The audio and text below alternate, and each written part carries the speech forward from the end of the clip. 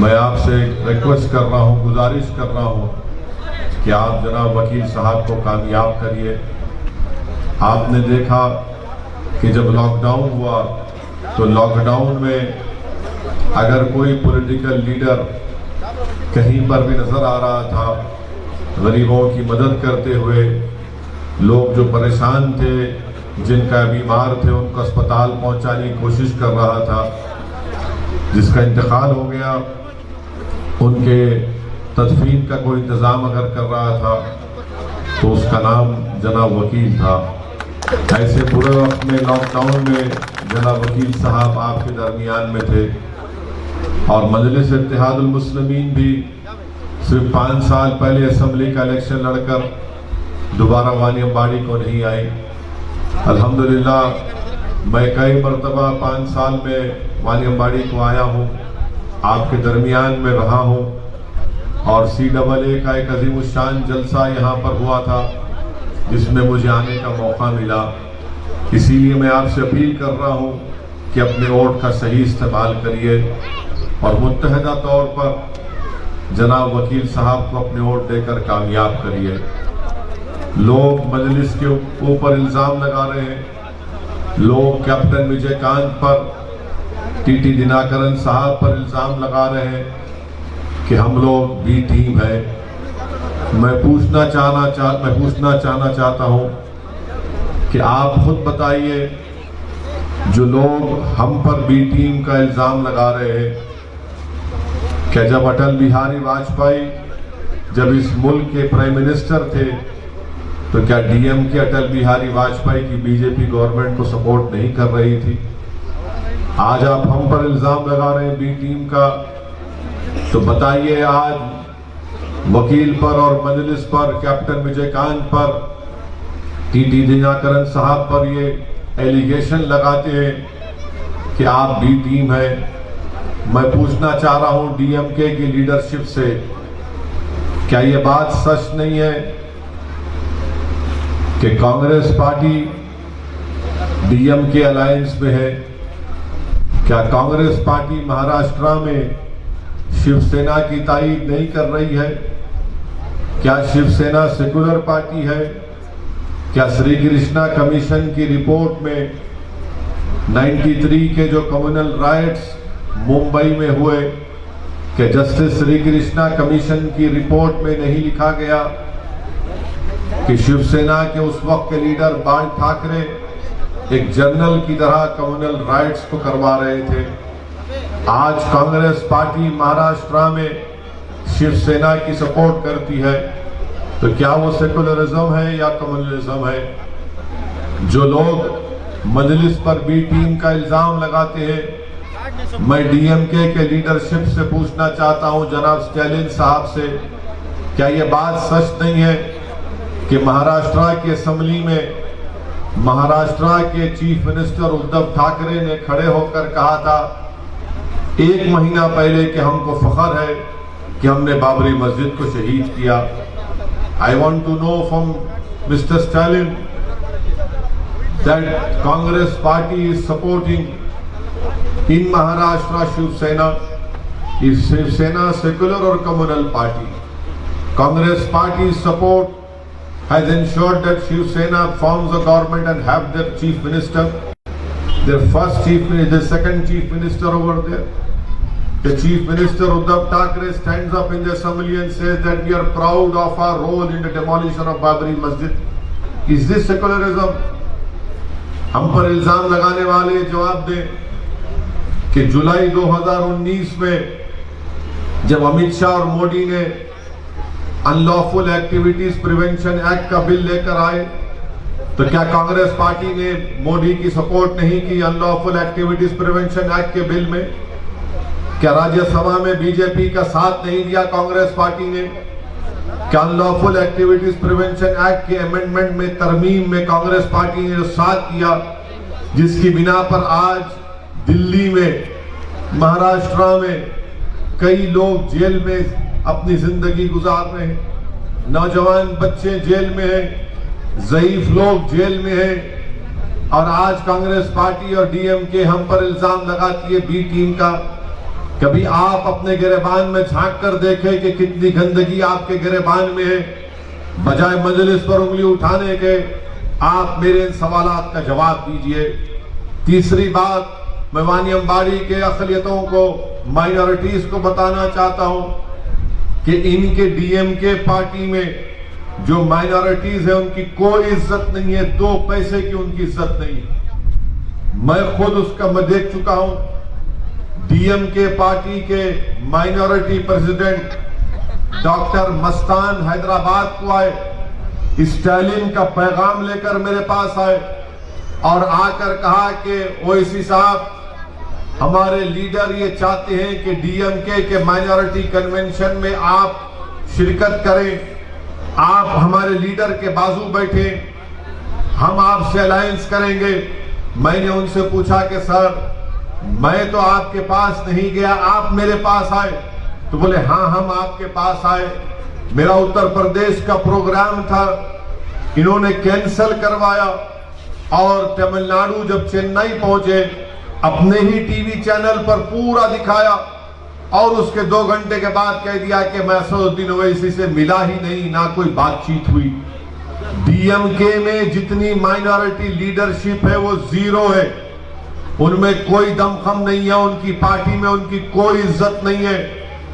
मुझे गम नहीं है कि मेरा अलायंस डीएमके से नहीं हुआ, मुझे कोई गम नहीं है कि हम अलायंस पे नहीं गए। मुझे अफसोस और गम इस बात का है कि जो लोग डीएमके के लिए मेहनत करते हैं, अपना खून पसीना बहाते हैं, आप जिस पार्टी में सब चीज कर रहे हैं उस पार्टी में आपकी कोई इज्जत नहीं है।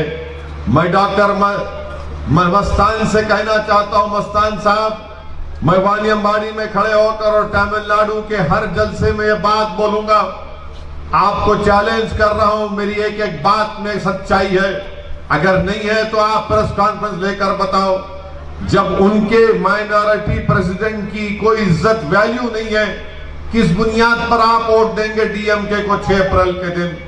मुझे कोई फिक्र नहीं है कि अलायंस नहीं हुआ, मुझे कोई इसकी फिक्र नहीं है, ना गम है, ना मैं मोहताज था किसी सियासी पार्टी का, ना कभी रहूंगा इंशाअल्लाह ताला। मैं हमेशा मोहताज हूं और रहूंगा अल्लाह का। अल्लाह हमारे लिए काफी है। मैं अगर कामयाब होऊंगा तो अल्लाह के फजल करम से कामयाब होऊंगा और आपके दुआओं से, आपके वोट से इंशाअल्लाह ताला आप वकील साहब को यहाँ का एमएलए बनाकर तमिलनाडु के असेंबली में भेजाएंगे। इनकी पार्टी में इनकी इज्जत नहीं है और आज आप आकर हमको बी टीम का पर इल्जाम लगाते हैं। मेरे अजीज दोस्तों और बुजुर्गों, वही हाल एडीएमके में है। यहां पर एक्स एमएलए हमारी बहन नीलोफर साहिबा थी, उनको टिकट नहीं दिए, खैर उनकी पार्टी का फैसला है। क्या हमारी बहन ने रोकर प्रेस कॉन्फ्रेंस कर नहीं कहा कि कमर्शियल टैक्स का मिनिस्टर मुझे खराब हूं, मुझे तकलीफ दिया? आखिर कोई डिग्निटी है नहीं है माइनॉरिटीज की? यहां पर हमारी लड़ाई डिग्निटी की है, सेल्फ रेस्पेक्ट की है, इज्जत का कोई सौदा नहीं किया जा सकता। इसीलिए मैं आपसे अपील करने आया हूं कि आप मुत्तहदा तौर पर इस अलायंस के उम्मीदवारों को कामयाब करिए। वानी अम्बाड़ी से आप जनाब वकील साहब को अपना एक एक वोट देकर कामयाब करिए और मुझ पर इल्जाम लगाने वाले बी टीम का, पिछले 6.5 साल से बीजेपी की हुकूमत है, हर कानून की मैंने मुखालिफत की। ट्रिपल तलाक का कानून आया, जब पहली मर्तबा 2014 में ट्रिपल तलाक का कानून आया तो क्या यह कांग्रेस पार्टी ने सपोर्ट नहीं किया था? बाद में 2019 में आया तो कांग्रेस पार्टी ने अपना पोजीशन बदल दिया। यूएपीए का कानून आया, मैंने मुखालिफत की। आरटीआई का कानून आया, हमने बीजेपी का पोस्ट किया। CAA का कानून आया तो सारी दुनिया ने देखा कि मजलिस इत्तेहादुल मुस्लिमीन ने नरेंद्र मोदी और एनडीए के 300 से ज्यादा एमपीज के सामने मैंने खड़े होकर ये कहा कि CAA का कानून भारत के कॉन्स्टिट्यूशन के खिलाफ है, वो कॉन्स्टिट्यूशन जिसको बाबा साहेब अम्बेडकर ने बनाया उसके खिलाफ है, और मैंने बीजेपी के 300 एमपीज के सामने उस कानून को फाड़ कर कहा ये काला कानून है, उसको नहीं मानते। आप आप बताइए कि हर चीज में हम बीजेपी की मुखालिफत करते हैं, तो आखिर इनको गुस्सा क्या है? इनको गुस्सा यह है कि मजलिस इत्तेहादुल मुस्लिमीन कैसे इलेक्शन लड़ती है, मजलिस क्यों हमारे सामने खड़े होती है।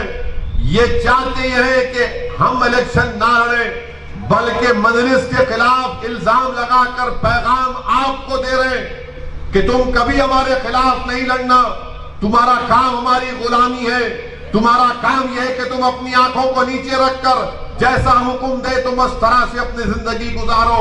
मैं आपसे कह रहा हूं मेरे अजीज दोस्तों, यहां से हम इलेक्शन लड़ रहे हैं, यहां से मैं हमारा कैंडिडेट वकील है। ये लड़ाई यकीनन हमारी पार्टी की, हमारे उम्मीदवार की है, यकीनन ये लड़ाई हमारी पार्टी की, हमारे अलायंस की लड़ाई है। मगर याद रखिए ये लड़ाई मुस्तकबिल की लड़ाई है। मुस्तकबिल की लड़ाई इसलिए कि कोई जिंदगी का भरोसा नहीं, कल आज मैं हूं कल नहीं रहूंगा, मगर मेरी कोशिश ये कि मेरी इस दुनिया से चले जाने के बाद भी आपकी आवाज, आपकी सियासी ताकत बरकरार रहे। और उस काम के लिए आपसे अपील करने आया हूं कि 6 तारीख के दिन आप अपना एक एक वोट जनाब वकील साहब के अपने इस्तेमाल करें। याद रखिए बगैर पॉलिटिकल आवाज के, बगैर पॉलिटिकल लीडरशिप के आपको कोई नहीं पूछने वाला है। आपसे मैं अपील कर रहा हूं कि डर की बुनियाद पर नहीं, डर की बुनियाद पर वकील को वोट मत दीजिए, किसी पार्टी को वोट मत दीजिए। उम्मीद की बुनियाद पर पूरे पुरुम्मीद होकर आप अपना एक एक वोट जनाब वकील साहब को दीजिए। हमारी लड़ाई हिस्सेदारी की लड़ाई है, हमारी लड़ाई हमारी डिग्निटी की लड़ाई है, हमारी रिस्पेक्ट की लड़ाई है। इस पर कोई किस्म से कॉम्प्रोमाइज नहीं किया जा सकता। मेरे अजीज दोस्तों और बुजुर्गों, ये एडीएमके पार्टी है, बीजेपी के साथ है। आपके चीफ मिनिस्टर नरेंद्र मोदी के गोद में बैठकर चाय पीते हैं और तमिल अवाम के जज्बात की बात करते हैं। मैं नरेंद्र मोदी गवर्नमेंट को कंडेम करता हूं। I criticize and condemn the decision taken by Narendra Modi government in abstaining from the UNHRC resolution. They should have completely supported that resolution which was moved against the Sri Lankan government which committed atrocities on Sri Lankan Tamils. ये नरेंद्र मोदी की हुकूमत ने आज resolution में abstain हो गए। क्यों abstain हुए? इसलिए एब्स्टेन हुए कि ईस्टर्न टर्मिनल का कॉन्ट्रैक्ट नरेंद्र मोदी के चाहने वाले को मिल रहा है। आज आप बताइए, बड़ी बड़ी तमिल अवाम से हमदर्दी की बातें हमारे देश के प्राइम मिनिस्टर करते हैं, मगर जहां पर हमदर्दी दिखाने का वक्त आया वहां पर नरेंद्र मोदी एब्स्टेन हो गए।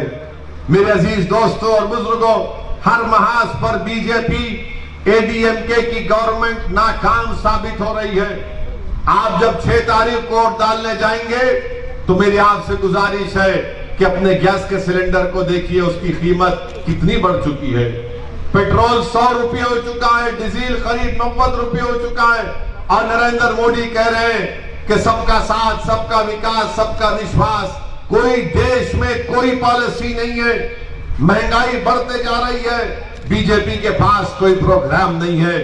एडीएमके और बीजेपी मिलकर तमिलनाडु में हिंदुत्व को प्रमोट करना चाहती है। और अगर कोई बीजेपी को, एडीएमके को सही पॉलिटिकल तरीके से कोई उनका मुकाबला कर सकता है तो वो दिनाकरन के अलायंस और उसकी तमाम पार्टीज कर सकते हैं। आज तमिलनाडु की सियासत में कभी 2 ही पॉलिटिकल पार्टी थे, आज पहली मर्तबा एक तीसरा पॉलिटिकल फॉर्मेशन आया है। मेरी आपसे गुजारिश है कि आप इस पॉलिटिकल फॉर्मेशन का साथ दीजिए, आप आगे बढ़िए, बेखौफ होकर अपने वोट का इस्तेमाल करिए। अरे जो हमको बी टीम की बात कर रहे, क्या पार्लियामेंट इलेक्शन में हम किसका सपोर्ट कर रहे थे? बाई इलेक्शन हुआ था, किसका सपोर्ट कर रहे थे? जब हम अच्छे थे, दूध के धुले हुए थे, जब तुम्हारे मुंह में गुलाब जामुन पड़ गया तो बुरे हो गए। ये क्या बात है? आपके साथ रहे तो अच्छे, आपके मुखालिफत में आ गए तो बुरे हो गए। मकसद क्या है कि तुम हमारी गुलामी करो, तुम्हारे को कोई अख्तियार नहीं है कि हमारे सामने खड़े होकर कौन है वकील। ये मेरे अजीज दोस्तों और बुजुर्गों, ये इनकी हिपोक्रेसी है, ये इनकी मुफाद परस्ती है, इनका अपॉर्चुनिज्म है।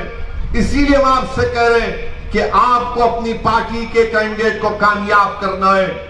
आज मुस्लिम माइनॉरिटी का पॉपुलेशन तमिलनाडु में 6-7% के दरमियान में।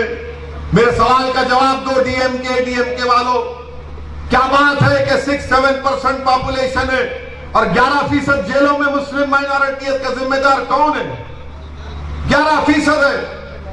आप बताइए इसका जिम्मेदार कौन है? वानियम्बाड़ी में बच्चों का स्कूल नहीं है, 6-6 किलोमीटर दूर जाना पड़ता स्कूल के लिए। वानियम्बाड़ी में पीने का पानी नहीं है। कहां गया पीने का पानी? क्यों नहीं लेकर आते आप पीने का पानी? कोई इसका इंतजाम नहीं कर सकते। आप अगर वो तालाब से आसान तरीका है पाले रिवर में पानी लाने का, मगर आप वो भी नहीं करते। हर महाज पर वानियम्बाड़ी पीछे होता चला गया। यहां पर इस इलेक्शन में अगर कोई लोकल कैंडिडेट है वानियम्बाड़ी का, उसका नाम वकील है। जितने दूसरे पार्टी के इंडियन यूनियन मुस्लिम लीग के उम्मीदवार हैं वो वानियम्बाड़ी के नहीं है। वो वानियम्बाड़ी से उनका कोई ताल्लुक नहीं है। उनको वानियम्बाड़ी के गलियां ने, वहां जितना मेरे को मालूम वानियम्बाड़ी उनको ताबी नहीं मालूम है। उनको पैराशूट से उतार दिया यहां पे, मगर वानियम्बाड़ी की आवाम को पैराशूट से उतरने वालों को नहीं देखना है। जो जमीन पर आपका बच्चा है, आपका बेटा है, आपका भाई है, उसको आपको कामयाब करना है। हमको बताना ये दोनों पार्टियों को, डीएमके को, ये लोग ये समझते कि खाली म्यूजिकल चेयर है, 5 साल तू बैठ, 5 साल मैं बैठता हूं, 5 years you sit, 5 years I will sit। पर नहीं बैठने वाले, कुर्सी हम खींचेंगे, दोनों को नीचे गिराएंगे। अगर आप मुत्तहिद हो जाएंगे तो यकीन मानिए तमिलनाडु की पॉलिटिक्स में एक अर्थक्वेक आ जाएगा इंशाअल्लाह। तमिलनाडु की पॉलिटिक्स में एक अर्थक्वेक आ जाएगा, जलजला आ जाएगा, बशर्ते कि हम तमाम मुत्तहिद होकर, हमारे कैप्टन विजयकांत के तमाम चाहने वाले, टीटी दिनाकरन के चाहने वाले, जितनी अलायंस पार्टी सब एक होकर, यूनाइट होकर यहां से वकील साहब को आप कामयाब करेंगे तो तमिलनाडु की पॉलिटिक्स में एक जलजला आ जाएगा, अर्थक्वेक आ जाएगा। और मुझे यकीन है कि इंशाअल्लाह ताला वो दिन आने वाला है। गुरूर और तकब्बुर करने वालों के दिन ज्यादा नहीं चलने वाले हैं। गुरूर और तकब्बुर के भरोसे पर जीने वालों के ज्यादा दिन खत्म होने वाले ज्यादा दिन नहीं चल सकते। इनको गुरूर और तकब्बुर है कि कोई नहीं हमारे सिवा। डराते हमको कि तुम हमको छोड़कर कहां जाओगे, हमको छोड़कर किसको वोट दोगे। कल तक डराते थे आपको, आज आपके दरमियान में सदुद्दीन ओवैसी आकर आपसे भीख मांग रहा है आपके इत्तेहाद की, आप मुत्तहिद होकर अपने वोट का इस्तेमाल करिए। कल तक डराते थे कि कोई आपके पास पॉलिटिकल अल्टरनेटिव नहीं है, आज आपके पास एक क्रेडिबल पॉलिटिकल अल्टरनेटिव है। आपके पास दिनाकरन का चेहरा है, कैप्टन विजयकांत का चेहरा है, दूसरे पार्टीज आपके सामने। मेरी आपसे दरमंदाना अपील है कि अपने वोट का सही इस्तेमाल करिए और यहां से 6 तारीख को आपके वानियम्बाड़ी का बच्चा है, ये आपका बेटा है, ये सन ऑफ द साइल है, हमारा कैंडिडेट जनाब वकील साहब एक नौजवान है। आप इसको कामयाब करिए ताकि जब वो तमिलनाडु की असेंबली में जाएगा, जिस किसी का चीफ मिनिस्टर होगा वो उसकी आंख में आंख डालकर वानियम्बाड़ी के जस्टिस का मुतालबा करेगा, वानियम्बाड़ी की लड़ाई लड़ेगा, वानियम्बाड़ी के गरीबों की आवाज बनेगा। वो ये नहीं देखेगा कि कौन किस मजहब का है, कौन किस जात का है, वो वानियम्बाड़ी की आवाज बनेगा और आपके मसाइल को हल कराएगा। मैं आपसे फिर से अपील कर रहा हूं कि अपने वोट का इस्तेमाल करिए। इंडियन यूनियन मुस्लिम लीग के ताल्लुक से लोग मुझे बोलते हैं यहाँ पे मुस्लिम लीग का कैंडिडेट है। हाँ, मेरा पोजीशन ये है कि मैंने हमेशा कहा और आपसे वादा कर रहा हूं कि केरला में मैं कभी मजलिस इत्तेहाद मुस्लिमीन को लेकर नहीं गया, ना कभी लेकर जाऊंगा इंशाअल्लाह ताला। हमको केरला नहीं जाना है। मैंने कहा कि आसाम में नहीं जाकर मजलिस को इलेक्शन लड़ूंगा। आसाम में बदरुद्दीन अजमल साहब वहां पर अपनी पार्टी को चला रहे। मैं तो अल्लाह से दुआ भी करता हूं कि अल्लाह उनकी रियासत में उनको कामयाब कर दे। मगर यहां पर क्या मुस्लिम लीग में, आप बताओ, मैं मुस्लिम लीग के लोगों से तनकीद नहीं कर रहा हूं, मैं उनसे पूछ रहा हूं कहां है आपके पास बनात वाला, कहां है आपके पास सुलेमान सेठ, कहां ये लोग बताओ, आपके पास कहां चले गए ये लोग? वो बनात वाला जिसकी तकरीर से पूरी पार्लियामेंट हिल जाती थी, वो सुलेमान सेठ जिसके दलाल पर कोर्ट को मानना पड़ता था, कहां गए लोग? कहां गए लोग बताओ आप? आज आप आकर हमको तनकीद कर रहे हैं। कसरुद्दीन ओवैसी पूरे इंडिया में जा रहे, जाना है पूरे इंडिया में। इंडिया में जाना जरूरी है क्योंकि गरीबों को, मजलूमों को, दलितों को, आदिवासियों को, मुसलमानों को हिम्मत दिलाना है कि डरना और घबराना नहीं है नरेंद्र मोदी आरएसएस से। इसीलिए हम चाहते हैं कि हमको अपनी आवाज को सुनना है। डेमोक्रेसी है, जब तक इलेक्शन नहीं लड़ेंगे कोई आपको वोट नहीं देता, जब तक इलेक्शन नहीं लड़ेंगे आप अपने मसाइल को हल नहीं कर सकते। इसीलिए मेरे अजीज दोस्तों और बुजुर्गों, मेरी इज्जतदार मां और बहनों, मैं आपसे अपील कर रहा हूं कि 6 अप्रैल के दिन आप बेखौफ होकर निकलकर पूरे वानियमबाड़ी के आसमानों में काली पतंग नजर आना, आपको ओनली पतंग नजर आना, ओनली काइट, हर जगह पर काली काइट पर पूरे इत्मीनान के साथ, पूरे एतमाद के साथ आप वोट दीजिए। और मैं आपको यकीन दिला रहा हूं कि इंशाअल्लाह ताला जनाब टीटी दिनाकरन साहब बीजेपी का सपोर्ट नहीं करेंगे, ना बीजेपी की तरफ जाएंगे इंशाअल्लाह ताला। उनको अपनी पार्टी चलाने का है। मैंने दिनाकरन साहब से खुद पूछा कि क्या आप बीजेपी की तरफ जाएंगे, तो उन्होंने कहा कि सवाल ही पैदा नहीं होता, there is no question of me going towards BJP. अब दिनाकरन साहब कैसे जा सकते? कैप्टन हमारे पास है, कैप्टन विजयकांत हमारे पास है। एक कैप्टन पकड़ लेंगे, कसरुद्दीन ओवैसी पकड़ लेंगे, दिनाकरन साहब कहां जाएंगे इंशाअल्लाह। दिनाकरन साहब को अपनी पार्टी चलाने का है और उन्होंने इलेक्शन मैनिफेस्टो जारी किया। आप बताइए क्या डीएमके ने क्या कहा इलेक्शन मैनिफेस्टो? आप पढ़िए, आपको पेज नंबर बोलता हूं, पेज नंबर 9 में लिखा गया कि वानियमबाड़ी में यहां पर बहुत फॉरेन एक्सचेंज आता है, यहां के इंडस्ट्रीज से, यहां पर रोड बनाई जाएंगी, पावर सप्लाई अनइंटरप्टेड होगा, पीने का पानी का इंतजाम होगा, हेल्थ फैसिलिटीज होंगे, गेस्ट हाउस बनाया जाएगा। ये वादा है हमारा आपसे इंशाअल्लाह ताला वानियमबाड़ी की आवाम के लिए। हमने वादा किया कि वो जो 40 मुसलमान जो लाइफ कॉन्विक्ट जेलों में सड़ रहे, जिसको तमिलनाडु के चीफ मिनिस्टर ने एनजीआर के सेंटेनरी 100 साला सेलिब्रेशन में उन्होंने सबको छोड़ा, ये 41 मुस्लिम को नहीं, प्रिजनर्स को नहीं छोड़ा। हम वादा कर रहे हैं कि उनको छुड़ाया जाएगा। एएमके ने वादा किया कि मुसलमानों को 5% रिजर्वेशन होगा। बताइए क्यों नहीं मिलना चाहिए? सब चीजें कही गई हैं। अब डीएमके क्या कहती है मालूम आपको? डीएमके कहती है अपने मैनिफेस्टो में कि अगर आप पूरे देश के मंदिरों में जाएंगे तो पैसे देंगे आपको। ये पेरियार की सरजमीन है, अन्नादुराई की सरजमीन है, क्या हो रहा है यहां पर? इस पर कोई जवाब नहीं देते। मैं जब सवाल करता हूं, मेरी आपसे अपील है कि पूरे मुतमईन होकर एतमाद के साथ आप जनाब वकील साहब के हक में अपना वोट दीजिए। अपनी आवाज को तमिलनाडु के असेंबली में भिजाइए, अपने बेटे को तमिलनाडु के असेंबली में भिजाइए। वानियमबाड़ी से वानियमबाड़ी का ही शख्स तमिलनाडु के असेंबली में जाना चाहिए। एडीएमके को आपने 5 साल मौका दिया, उन्होंने कुछ नहीं किया। अब आपसे अपील कर रहा हूं कि आप जनाब वकील साहब के हक में वोट देकर उनको कामयाब करिए। शुक्रिया। वाखिर दावा।